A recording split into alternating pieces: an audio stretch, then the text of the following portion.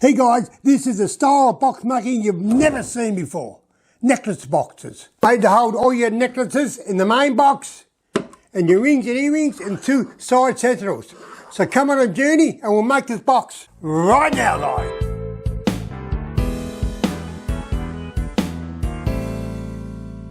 They're great looking boxes, aren't they, guys? Very unusual, but you know I like doing unusual.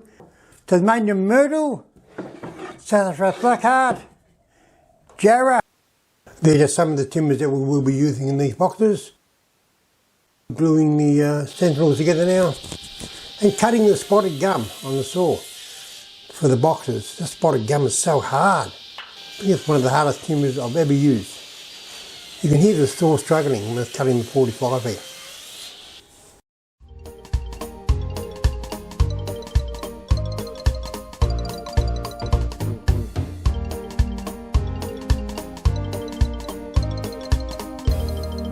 I've got the body of the box all glued up now, so I'll put a packer in there. With that, got to cut it on an angle soon. And I've got all the sentinels blocks all done, ready to go for the planer. I've got the myrtle, the jarrah, the teak, the sassafras blackheart. They're the 4 sentinels we're going to use. So we can work on the sentinels now and wait for the box to dry. Okay, just buzzing the jarrah now, buzzing an edge. And also the myrtle. And there goes the sassafras blackheart, the jarrah, the myrtle, and the teak through the planer. I like mixing my timbers, don't I, guys? I really do. And cutting them on a 15-degree angle now.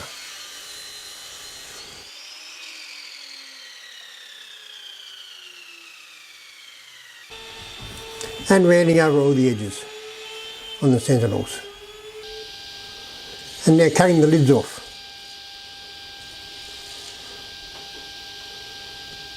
There goes the teak.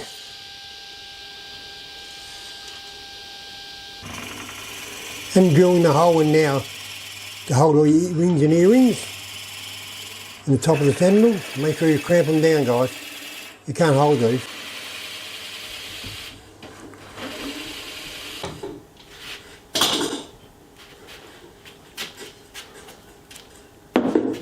There you go, all done. 4 sentinels. Another day, another $1 a day. And I may be much money, do I? I finished all the sentinels, as you see. Drilled the hole in them. I've cut the lids off.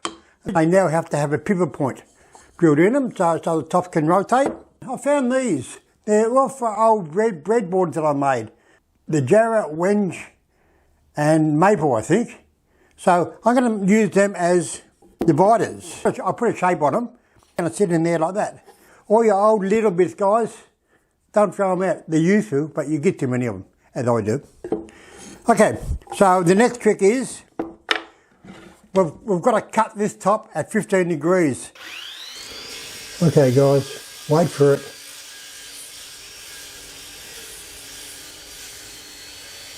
Ping! Very hard timber. And cutting the bottom rail now for the door to hinge off. And I just glue them on the bottom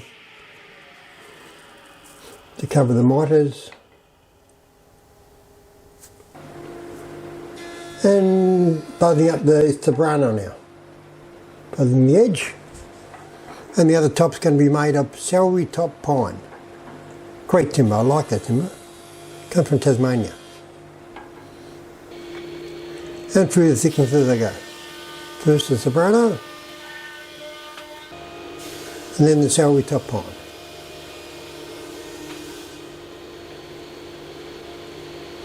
And check to see if it fits, the right thickness, and rounding over the corners on the box now.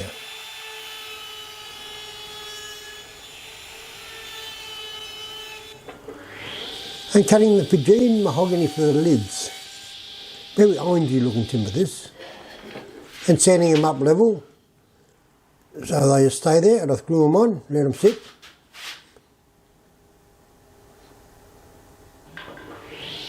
And now fitting the doors. There goes the celery top on. And again, I walk backwards and forwards from the boxes, as I do. One day I'll learn. I don't think so. One day I might. And there's the browner now. Anyway, it's all fun for me.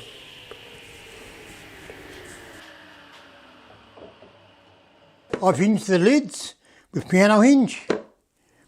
And they just sit like that. And I've pinned the Sentinels tops.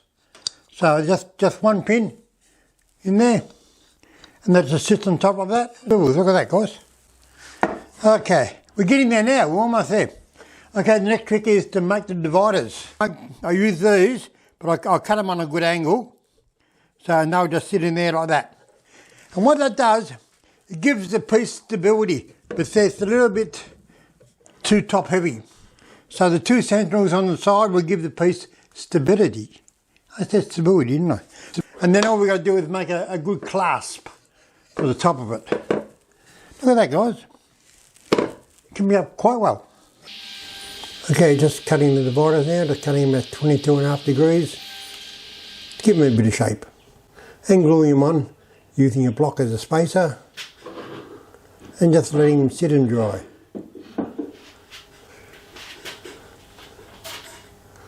And now gluing them onto the box. But I put a clamp on these ones now, so they're nice and tight. We're getting there now, they're all glued together. The Sentinels are glued to the box now. And the box has got the door on it. All we're going to do now is to make a nice clasp for the top. The Sentinels just swivel around, as they do. I make that out of sassafras black heart. I've got a little bit of sassafras black heart there I might use. Alright guys, we'll do that. We'll make a nice clasp for it now. Then we're almost done. Just cutting the sassafras black heart at 15 degrees. And cutting the internal out of it. Got to be careful because it's fairly small. There you go, all done. Sand that up. And now I'm cutting the hanging rods for the necklaces out of 3/8 stainless steel. And spraying them up now. Look at that murder, guys. Look, we're all finished. Great looking boxes, aren't they? Box to hold all your necklaces.